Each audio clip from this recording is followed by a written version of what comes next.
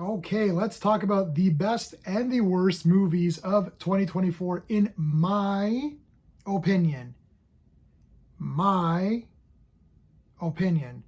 Don't get all upset. It's just my thoughts. That's it. The way this is going to work is I'm not going to rank them all. I'm not going to give you an order. I don't really function in that way. I'm going to tell you every single movie I've watched this year that's from this year. If I do not mention a movie, that means I have not seen the movie, so it's not in the race for good or bad. That's it. It's very easy. I'm going to just tell you every movie I saw, and I'm going to put them in batches. So we're going to have the bad batch, which I'll save till the end. We're going to have the meh batch. We're going to have the good batch. We're going to have the amazing batch. And then we've got the best batch. All right. So let's start with the meh. So these movies are kind of meh. If I was rating them, maybe like a 4 or 5 out of 10, something like that. The Killer's Game with Dave Bautista it's okay. It was a movie. That's it. Beverly Hills Cop Axel F. I know a lot of people got pumped up for this, but not me. I thought it was like just kind of okay, maybe a below a pass. Beverly Hills Cop Part 1 and Part 2 are never going to be beat. This isn't even close. And I actually think Part 3 is better. Not by much. Joker, Folie à Deux. Most people would put this in the worst category, but I'm not. I would put the first Joker movie in the good category, which is like a 6 out of 10 or a 7 out of 10. Joker 2 is a 4 or 5 out of 10. It's like, I don't think it's that much worse than Part 1. They're both slow, they're both pretentious, and I really don't care about any characters. So, Rebel Moon Part 2, The Scargiver. I didn't watch the extended versions because I don't have 75 hours to spend on 2 movies, which are probably generic. This movie sucks. It looks okay at times, but otherwise it just sucks. Land of Bad. It's just not a movie for me. It's an action movie about this guy going on a mission. Didn't care about the guy, didn't care about the mission. Borderlands. This was a really it's not even cheese, it's just ugh. You watch these movies, I'm just tired of them. This like wannabe Guardians of the Galaxy style thing, and you're like, I can barely tolerate Guardians of the Galaxy. Never mind these rip-off, in tone movies. Maybe Borderlands, the video game, was really fun and silly. I don't know. I didn't play it. I don't care. I just don't care. And Craven the Hunter. Craven is basically Tarzan. Now, I did not finish watching Craven the Hunter in the theater. If you guys have been following me on my socials, you know that I actually had a heart attack during the viewing of Craven. I saw the entire thing, but the last maybe 15 minutes. I missed the last 15 minutes. So unless it became tremendously awesome, but it didn't, because the fundamentals of Craven were missed. He is a hunter. He views Spider-Man as the ultimate prize. He hunts animals. He wears animal skins. In this movie, he's an animal protector fighting poachers. Isn't that Tarzan? They've completely messed up the fundamentals of Craven. I don't know what to tell you. It's brutal. And it's slow. It's like, what the hell, man? And some of the dialogue was terrible. Like the girl's like, oh, my grandmother died and then I never saw her again. Well, yeah, if she died, you wouldn't have seen her after that. This is the dialogue. Okay. Okay, that's it for the meh. That's like 4 to 5 out of 10, something like that. The good. So this would be like a 6 or 7 out of 10. So these were good movies. I liked them. I thought they were pretty fun. Number 1, or this is in no order, just here. Unfrosted. That's that Pop-Tart movie. First of all, I love Pop-Tarts. I thought this movie was pretty damn fun. I'd give it probably a 7 out of 10. It wasn't like something crazy, but it was just a neat, fun movie to watch, and I recommend watching it. I was close to putting it into the amazing category, but just barely didn't make it. Trap. I'd probably give that like a 6 out of 10. I thought it was pretty cool. The first hour was pretty solid. I think it started to fall apart a little bit in the end, but still a pretty intense movie. I like putting yourself in the position of the killer and you're trying to see what he does. You're almost excited for him to escape. So I thought that was kind of neat. Beetlejuice. I'd probably give this like a 7. It was good. It was okay. I like Winona Ryder. I like Michael Keaton. I like Catherine O'Hara. that's it. So the problem is that Jenna Ortega's character, Astrid, she's got the I don't believe you, mom. I don't believe you can see ghosts. It's like, your grandfather saw them. Your grandmother saw them. Otho saw them. Maxie Dean saw them. Like, literally a bunch of people saw this, right? Now, Maxie Dean, he ran off in part one, so maybe he didn't believe it or whatever, but literally Otho saw it. Like, everyone saw Beetlejuice doing stuff. So there's evidence. So I don't like that. Next would be Ghostbusters Frozen Empire. I actually thought this was really good, and then I watched it again. My issues with it the first time around was that it was too slow, and half the characters are meh. And that continues to be my reason, except I found it even slower and the characters even more meh than I originally thought that they were. I don't actually hate this movie. I think it's much better than Afterlife, which I would put in the bad section. I don't like that movie. I do think it's better than that, but it's nowhere near the first two Ghostbusters movies, and it is better than the ladies Ghostbusters. Next would be Hellboy the Crooked Man, though I'm so close to putting this into the amazing category. I'm real close. It's just like one click away. It's like a 7.5 out of 10. I think I gave it an 8 out of 10. It's you know, I thinking back on it, I liked it. I thought it was a cool movie. So it's really close, but I'm going to put it in the good category, but still really damn good. I really enjoyed it. Last one in this category is Abigail. Again, thought it was a super cool movie. I don't like the end. I don't like that the little girl teams up with the protagonist in order to fight Dan Stevens, who's now sort of become the de facto main villain when Abigail was supposed to be the main villain. The first hour, I was like, hell yeah. Like, kill this little kid. She's a stinking piece of garbage. And then they try to make her into a hero to fight Dan Stevens, who I was pumped up for. I just understand what they were doing in this movie. Like, just make her the villain and that's it, right? I would have liked to have seen Abigail versus Megan. That would have been awesome. Anyway. Okay. Now we're into the amazing category. So these are movies that I would give like an 8 out of 10 or more. 8 out of 10, not 9 or more. These are great movies. I super highly recommend watching them. They're damn good. No particular order. Number 1, though, is The Beekeeper. Yeah, Jason Statham. This movie's awesome. I think I might even give it a 9 out of 10. This is, again, one I really want to bump it up to the next category. I haven't watched it a second time, but it's definitely damn good and one of the best action movies of the year, and I loved it. Every second of it was great. The story is a bit generic. Other than that, it would score much higher. Late Night with the Devil. This is a cool movie starring David Dastmalchian. He is great in this. I love these late night host shows. I love the amazing Randy debunking these goofballs. The whole setup was really cool. It didn't stick to the found footage thing throughout the entire movie, so that was a little bit weird, but still really damn enjoyable. Not a remake. It's not a comic book. It's not a novel. It's not based on a commercial. It's not based on some stupid thing. It's just a movie. I appreciate that. Next one is Godzilla x Kong, The New Empire. I mean, this movie's a 10 out of 10.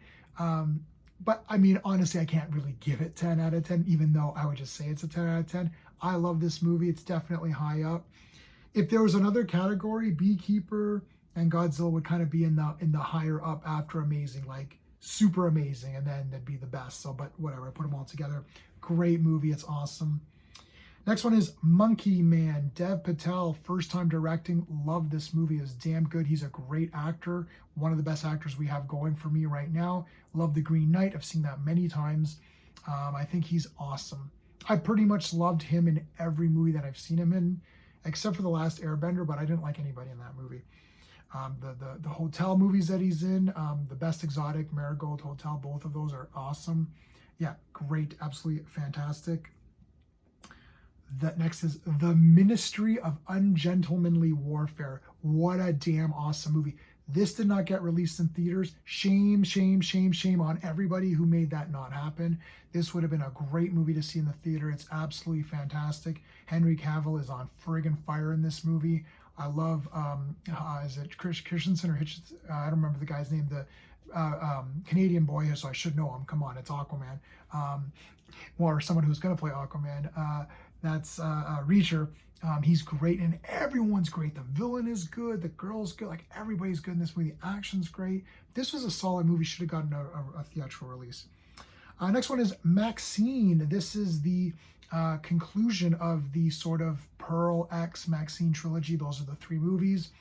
I ultimately think Pearl might be my favorite of them, but I like all 3. I think they're all very well done.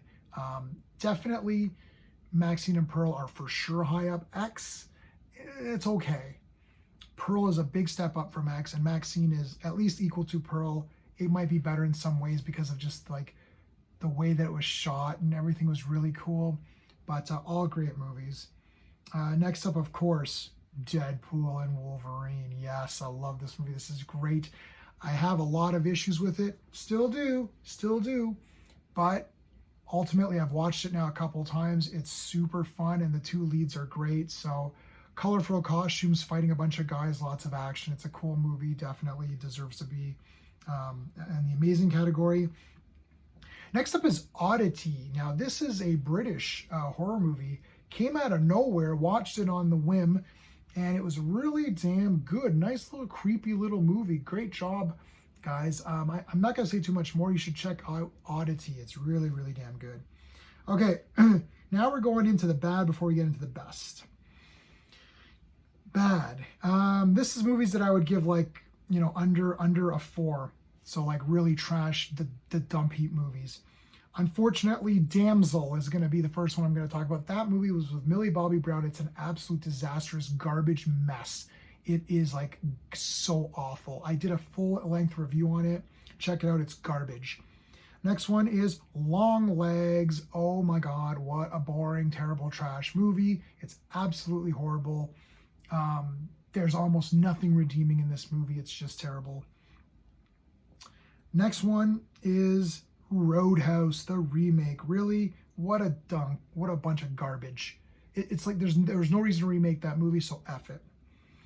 Next up, we've got, unfortunately, we're going to have to talk about Dune 2. Oh no, this is where everyone's going to disagree with me.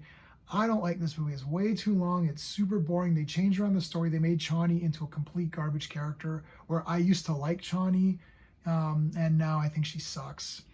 It's too long to get into. Watch my full-length review. And of course, got to mention Madam Web. That was false advertising. The movie isn't as bad as all of these other movies, but they false advertised. They made you think that you're going to get the 3 Spider Women in costume fighting. That does not happen. It's only about a 30-second flash forward. Madam Web's like, in the future, you will be crime fighters. Like, huh? And then the movie ends. You're like, are you serious? That's it? It's awful. And the number 1 worst movie, the worst movie of the year, the worst movie in many years, The Fall Guy. That was the name of the audience. We were the Fall Guys because we went to go see this garbage, and then we got suckered into it. It's an absolute shit disaster. I already did a review on it. Watch it. It's absolute garbage. Okay, it's garbage. Okay, top 5 best movies of the year for me personally. My opinion. Hello, as I said. In the 4 of these are in no particular order, but there's a true number 1 movie. So in no particular order, I'm going to lose a lot of people in this one, but it's Alien Romulus. Look, this movie, I don't know, everyone's like, oh, was that great? Oh, I don't like this one. I don't know what they watched. I thought it was awesome. There's a couple of minor gripes. I wouldn't give it a 10 out of 10. I think I gave it like an 8.5 or something, right? Look, except for the stay away from her, you be line, that was really stupid. But most of the other stuff is fine. The callbacks were not callbacks. They're equipment that's used in the Alien universe. Like, oh, look, they have Ash again. It's like, well, firstly, it's Rook, and there's several models of androids. There was like many Bishop models in the Alien franchise. I don't see people getting angry that Lance Henriksen keeps returning, right? So I thought it was awesome. I thought the main character was okay, and I thought the Andy, the android, I thought he was super cool. So I really liked Alien Romulus, and if you didn't like it, that's fine, but I liked it. All right, another one that people beat up, Furiosa. Okay, that movie's the damn best. It's too long. Yes, that's the only negative. Look, it's too long. Many movies now are too long. but man, it is pretty damn awesome for me. The action is incredible. I have it on 4K. It's absolutely the best 4K. It's crazy. I love this movie. People didn't like it. I don't know why. I got God's honest truth. I don't know what happened. It's awesome. It's just a damn masterpiece for me. All right, next one up is Terrifier 3, baby. You guys know I love Terrifier. Come on. This movie wasn't as good as part 2, and I think I only gave it like, I think when I critically analyzed it, I gave it like a 7.5 or something. But that's just me being critical. This is me just talking from the heart, man. It is great. I love the Terrifier series. I can't wait for part 4 to conclude that series. They can continue it. Keep it going. I want to see art in space. That's what I want to see, art in space. Or do a time travel one. Art in like the Old West or something. Look, I love the Terrifier. It's absolutely great. It's hilarious. And it did great in the box office. So congratulations, everybody. Especially love Lauren Lavera. She is the damn best. I've met her, with her a long time. I met her, now she'll be this big star, and I met her when she wasn't. And we talked a long time, and she was awesome. And Damien Leone is the damn best, buddy. Yes, talked to him a long time, too. He's great. All right. Number 2. So this would be my number 2, I guess, sort of. Transformers 1. Why did everybody sleep on this? Oh, they look that good from the trailers. Why don't you go see a movie? It's Transformers. So after seeing Transformers Part 4, Michael Bay, you thought that 5 was going to be good, and you went to go see it because it did pretty well. It's like, so, and you didn't want to see Transformers 1? Everyone said, why can't it just be about the Transformers? Check, this movie is. Why can't it be on Cybertron? Check, this movie is. Why can't it be animated? Check, this movie is. Why can't you have the G1 designs? Check, this movie is. Why can't the Transformers be individual characters and actually have personalities? Check, this movie has it. Yeah, I'm not going to go watch it. And I'll catch on streaming. You literally wanted these 5 things, fans. You wanted all this crap, and then you didn't support the movie. So they gave you exactly what you've asked for, and then you didn't want it. Really? It's a great movie. You missed out if you didn't see it. All right. Number 1.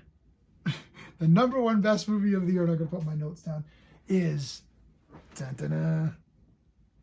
Diener 89. I already did a review of this awesome movie. It's a 10 out of 10. I loved every second of it. I thought it was amazing. If you're a Canadian guy around my age and you grew up in that time, in those kind of towns where you're riding your bike around, look, I know there's a lot of shows, Stranger Things, and there's other movies that they go back to this time period and try to pretend like they're from that time period. But this is in the time period of someone who really knows what it was like in that time period. Like, he is exactly the person that you think that Dean feels so real. Now, this is from the Fubar franchise, though the 2 guys have actually parted. And Terry is continuing. So Terry Cahill is continuing his stuff through YouTube and all of that stuff. His story and his stuff is hilarious. And then we have the Dean Murdoch. We have that character continuing in the film here. And this is sort of a backstory of a kind of an origin of Dean Murdoch. It doesn't matter. It's absolutely fantastic. There's no Terry, so that is a bit of a disappointment. But nonetheless, it's an absolutely fantastic movie, and I found myself getting very emotionally invested in the story, and I even got emotional at parts as well with some of the way that the story developed and some of the music and stuff. It's great. Check out Diener 89. That is it, everybody. Tell me if you agree with me or disagree with me. Let me know your thoughts in the comments. Please like and subscribe. Check out the rest of my content. Thank you so much. 2024, crazy year. That's it. Until next time.